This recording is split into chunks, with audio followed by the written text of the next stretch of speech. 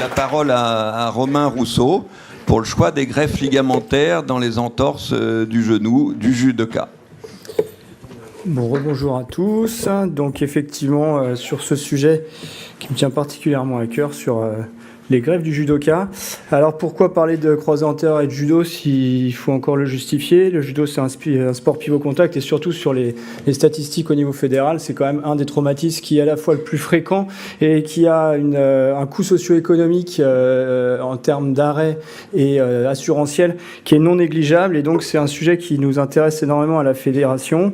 23% des traumatismes en compétition en haut niveau et près de 20% sur tout niveau confondu. Le judo, est-ce que c'est des lésions différentes du ligament croisé antérieur ou est-ce que c'est une rupture classique comme on l'aurait chez le footballeur? Alors, la lésion du croisé antérieur en elle-même, probablement que c'est la même. En revanche, attention, le judo étant un sport à contrainte sur les plans périphériques, on a très souvent, voire très régulièrement, des atteintes associées. On l'a vu sur des ligaments collatéraux médiaux ou collatéraux latéraux, et parfois des atteintes associées du ligament croisé postérieur. Donc les plans périphériques vont aussi nous intéresser dans la gestion de ce choix des greffes ligamentaires. Et puis, de manière annexielle, on a parfois des lésions isolées des plans périphériques, mais ce n'est pas le sujet de ce topo. Des vues, des vidéos, pour vous montrer un petit peu les contraintes qui peuvent avoir lieu en termes de traumatisme. Ici, c'est le genou gauche chez le Géorgien, qui sur juste une reprise d'appui en porte-à-faux, et là, le croisé antérieur est complètement rompu. D'autres exemples, si on a les vidéos... Les vidéos passent pas, c'est pas un souci. Il y a des composantes en valgus qui font que on a très souvent des atteintes associées du ligament, notamment collatéral médial, avec des contraintes en valgus. Donc en pratique, lorsqu'on a ces patients traumatisés, on va les interroger bien sûr. Surtout, l'importance de connaître la pratique, c'est qu'on va pouvoir discuter avec l'athlète sur le mécanisme traumatique qui va nous orienter sur les atteintes anatomiques liées à ce traumatisme. Et ça va être très intéressant pour le bilan lésionnel initial, l'atteinte des structures anatomiques, et ça va guider notre stratégie thérapeutique et le choix de nos greffes.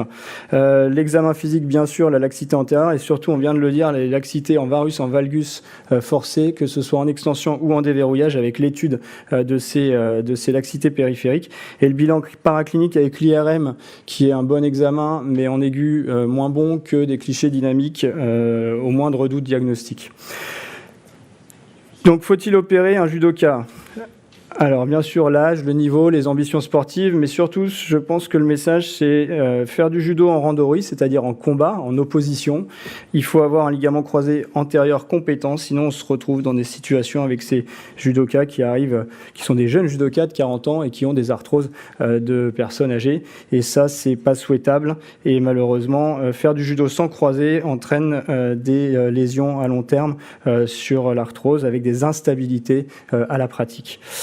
Les critères de choix d'une greffe, ça va être jugé sur les résultats fonctionnels, sur les ruptures itératives, la laxité résiduelle, la morbidité du site de prélèvement, les antécédents du patient et les lésions avec des chirurgies multiligamentaires. Donc ces critères de choix, lorsqu'on regarde un petit peu la synthèse, finalement ça va être un compromis. Alors on va synthétiser sur le judo, mais le choix de la greffe est toujours un compromis pour la reconstruction du ligament croisé antérieur.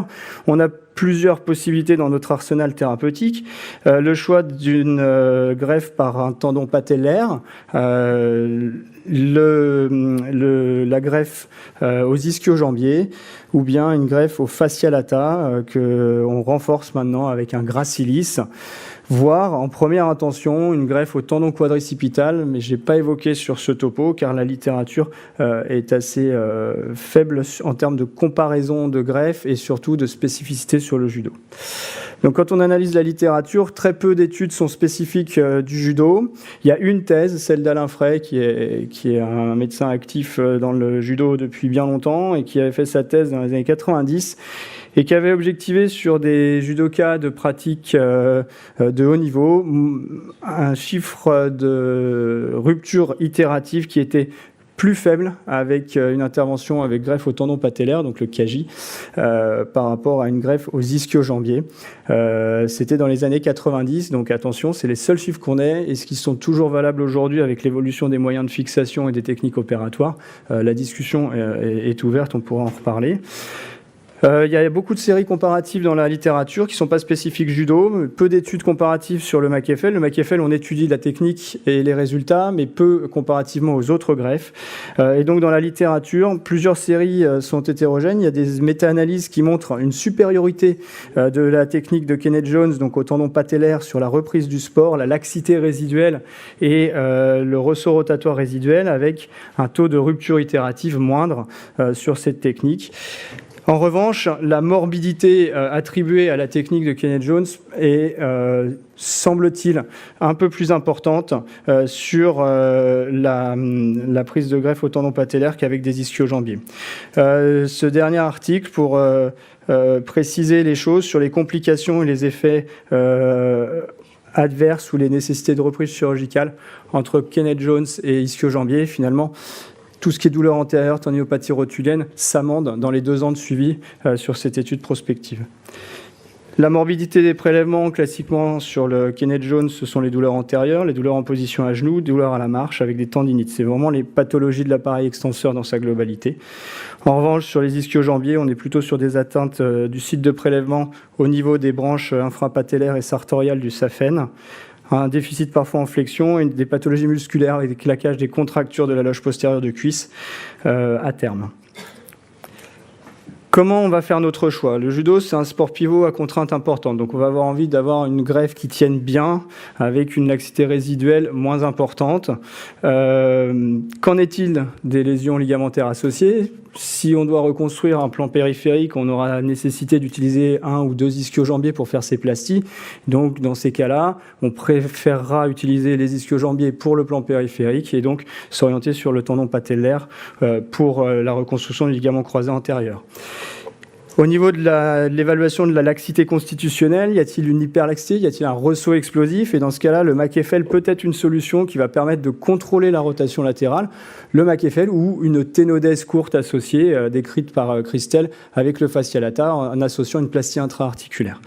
Et puis ensuite, il va être fondamental d'évaluer le niveau de pratique entre un patient de 40 ans qui prépare sa ceinture noire avec une activité de kata, très peu d'opposition en randori, et un sportif compétiteurs au haut niveau, comme on peut les avoir à l'INSEP, qui s'entraînent au moins 2 fois par jour avec des compétitions. Et donc, vous imaginez bien que les contraintes seront différentes et qu'il va falloir avoir des genoux qui tiennent bien. L'âge rentre en ligne de compte, bien sûr, et également un paramètre qui est important, c'est les antécédents chirurgicaux ou traumatiques, et notamment sur l'appareil extenseur, sur les séquelles de tendinopathie rotulienne chez des patients qui ont déjà eu des symptômes avec des tendons qui sont remaniés, qui ont une texture fibreuse sur des tendinites chroniques. On va potentiellement éviter de fragiliser ou en tout cas de solliciter à nouveau cet appareil extenseur pour reconstruire le ligament croisé antérieur. Donc c'est pas simple le choix, et on a résumé un petit peu tout ça. Sur le haut niveau et le patient jeune, on est plutôt orienté aujourd'hui au judo sur le choix d'une tendon patellaire. Lorsqu'on a une hyperlaxité ligamentaire ou un ressaut explosif, il faudra très probablement associer une plastie extra-articulaire à notre plastie intra-articulaire. Et puis, on est souvent guidé par la nécessité ou pas d'employer les ischio-jambiers pour reconstruire nos plasties, pour reconstruire nos plans périphériques. Et dans ce cas-là, on sera sur une plastie intra-articulaire au tendon patellaire avec une plastie aux ischio-jambiers sur les plans périphériques. Il n'y a probablement pas de bonne solution. Ce qu'il faut probablement faire, c'est tout savoir faire en termes de technique et de type de greffe. La solution, elle est probablement dans la chirurgie à la carte. Il n'est pas question de dire tous les judokas doivent avoir un KJ parce que ça tient mieux. Il y a le judo, et quand on s'occupe de beaucoup de judokas, il y a plusieurs types de judokas, il y a plusieurs types de pratiques judo, et donc il faut savoir adapter aussi cela aux patients, à l'importance de la laxité, à l'importance des lésions périphériques qui sont associées. Là, vous avez un exemple de plastie postéro-postéro-latérale avec reconstruction anatomique du point d'angle et du ligament collatéral latéral, ou bien des plasties du ligament collatéral médial. Et donc, c'est la synthèse de tous ces paramètres, probablement bien connaître l'activité pour savoir quelles ont été les contraintes et quel est le bilan traumatique initial. C'est une lésion qui est extrêmement fréquente en judo et qui est un tournant dans la carrière d'un sportif de haut niveau. Il faut bien évaluer les lésions des plans ligamentaires périphériques avec un examen précis et qui va permettre de reconstruire l'ensemble des composantes de la laxité. Probablement le tendon patellaire chez le judoka de haut niveau, probablement une plastie extra-articulaire lorsqu'on a des ressauts explosifs avec des hyperlaxités. La greffe, le choix de la greffe, c'est un compromis. Et donc, c'est une discussion qui reste ouverte. Il n'y a pas de mauvaise greffe. Il y a savoir faire tous les types de greffes correctement et s'adapter aux besoins et à la demande de notre judoka. Je vous remercie de votre attention. Y a-t-il des questions? Une question. Tu ne fais pas de la présence concomitante d'une lésion méniscale, soit tu vas être ménisectomisé, soit tu vas être suturé. Tu ne fais pas de la présence de cette lésion méniscale interne principalement un élément qui intervient dans ton choix de greffe? Non. Peut-être à tort, mais non. Ce n'est pas la lésion méniscale qui modifie mes critères de décision sur le choix de la greffe chez le judoka. Pourtant, tu admettras que une ménisectomie, ça va modifier les conditions de la stabilité. Oui, je suis tout à fait ça ne d'accord. t'entraînera pas à modifier ton choix de greffe. Non. Marco? À la limite de rajouter une plastie extra-articulaire, parce que tu sais que tu vas faire une ménisectomie extensive. Par exemple, sur ton KJ. Oui. Mais je ne modifie pas. Mais peut-être que c'est une bêtise. Hein.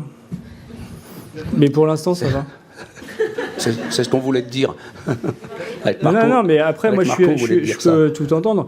Mais on peut en discuter. Romain a raison, d'un point de vue biomécanique, la stabilité modifiée après ménisectomie, que ce soit partielle ou extensive, c'est pas démontré à ce point-là. On n'a pas, nous, dans nos indications, à modifier la plastie intra-articulaire ou extra-articulaire en fonction de la ménisectomie. Non. Ce qui est sûr, c'est que ça modifie l'indication au sens que, comme tu disais Thierry, une anse de saut, une lésion méniscale instable doit être suturée. Oui. En revanche, non, ça ne modifie pas du tout notre prise en charge sur le choix des plasties. Hein. Il y a des opérateurs compétents qui rajoutent une ténodèse externe systématique quand ils touchent au ménisque interne. Tout à fait. Il vient de partir, le compétent.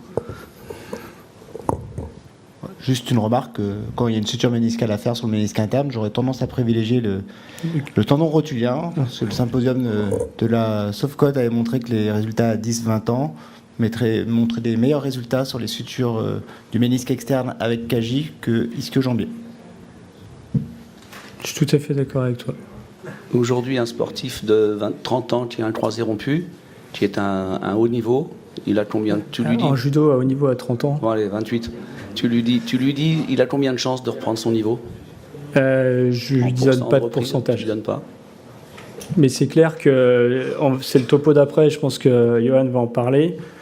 Quand on dit que c'est un tournant évolutif, c'est un vrai tournant évolutif.